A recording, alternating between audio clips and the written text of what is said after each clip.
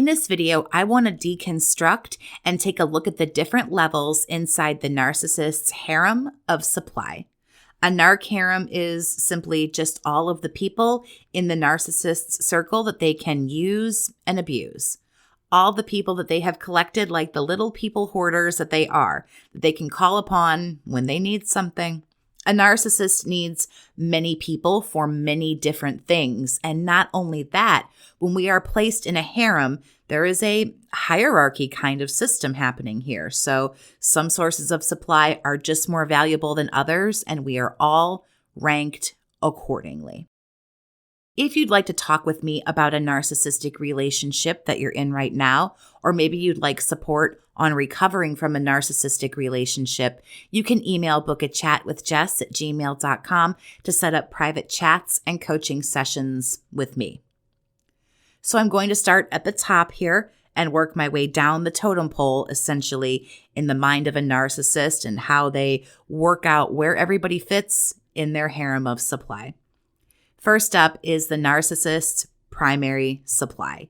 The narcissist's primary supply is whomever they spend the most of their time with. This is typically going to be their spouse or longtime boyfriend, girlfriend, what have you, or whomever they are living with. This is the person whom the narcissist has deemed the best supply. The primary is also the person who is always treated the worst.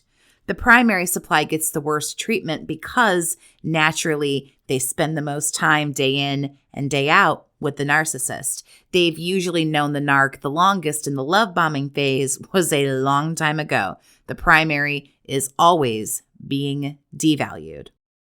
Primary is the person funding the narcissist, more than likely paying their bills, helping them out, giving them a roof. Usually, the primary is the person who takes care of the needs of the narcissist.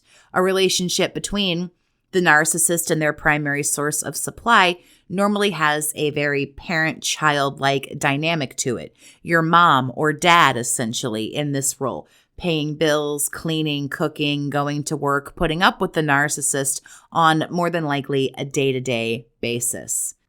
Next up, in second place with a silver medal, is the aptly named secondary sources or supplemental sources of supply. The second string. You would be the boyfriend or girlfriend when the narcissist is married. Maybe you're engaged even. You're the step right below that primary source.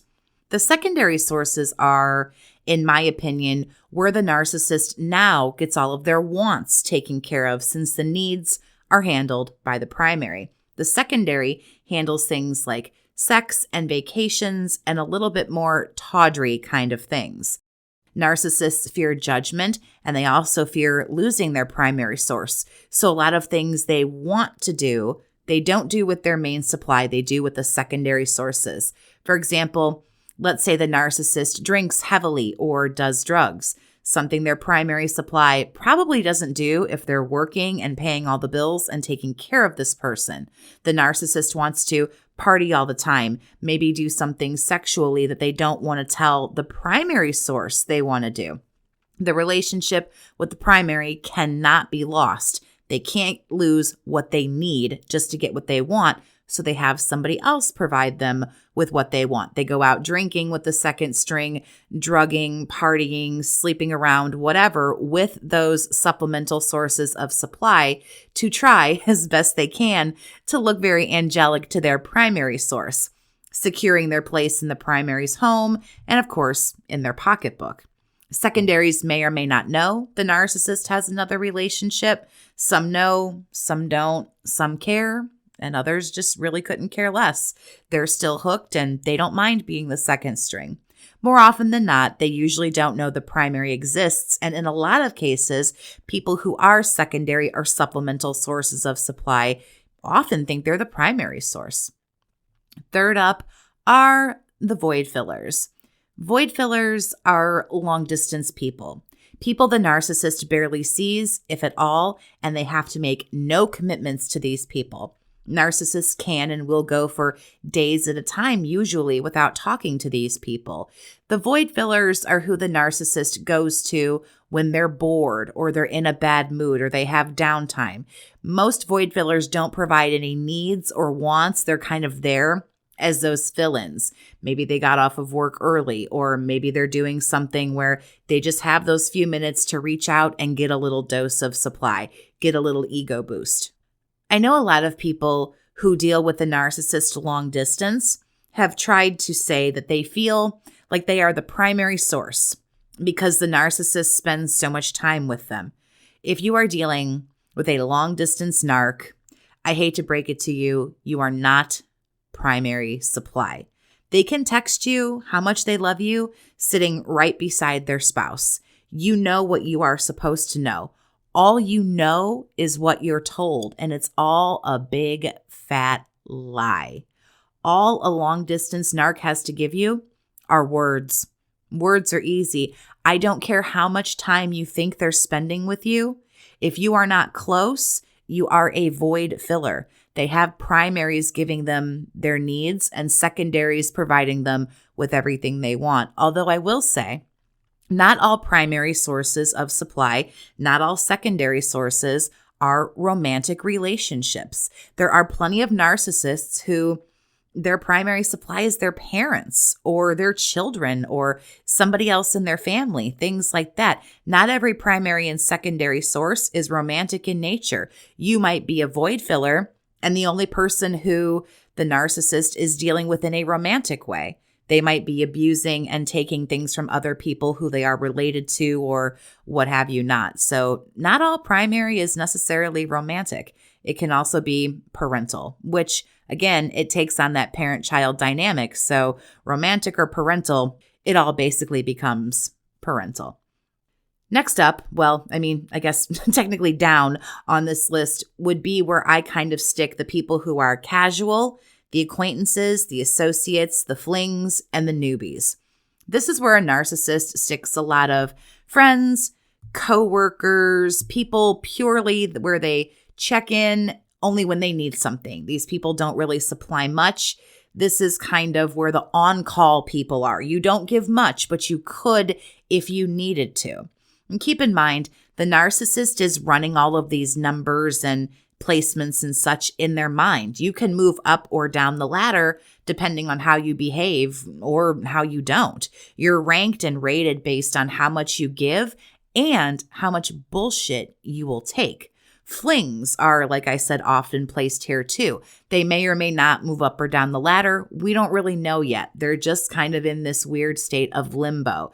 They need to sit here for a little while until the narcissist tests them, until they see if they are properly groomed. Will they be a good source of supply or will they not? This is that very weird holding zone for people. People they just met, people they very casually see. This is like the back burner of all back burners right here in this little category. Even further down still, we have the exes, the co-parents if they have children, and all others that the narcissist feels they can hoover.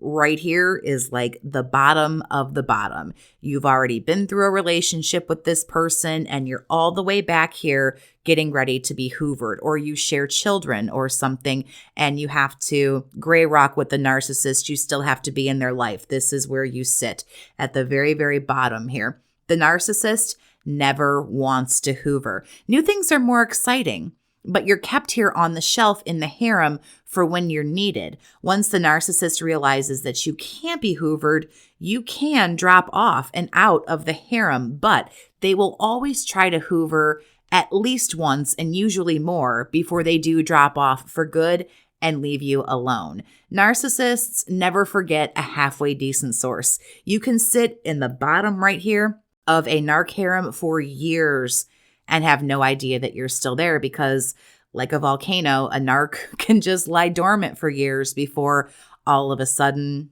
there's a hoover. If you pay close attention, you can figure out what's happening and you can kind of sort out what place you're in the harem. I'm not sure entirely who wants to do that because it's kind of gross, but this is just something you have no control over. This is how the narcissist works things in their mind. More value is placed on you when you will do certain things or won't do certain things, and you just move up and down the ladder accordingly as the narcissist sees fit. There is never just you. I also want to say this. It's never just you dealing with a narcissist. Even if there's one primary, if they're married, let's say there's one primary source. And even if there's only two of every other little group I talked about, that is still a minimum of 9 people that this person is talking to. And I am positive that there are some narcissists who have dozens and dozens, maybe even hundreds in their harem. Because think about it, this little hierarchy I went through doesn't even include their typically large body counts on social media. And where do all of those people fit in? They probably should have their own category, their little social media harem, where there's their own hierarchy. Where do they place their families, their kids, and things like that? So tell me what you think about all of this with the Narc Harem down in the comments.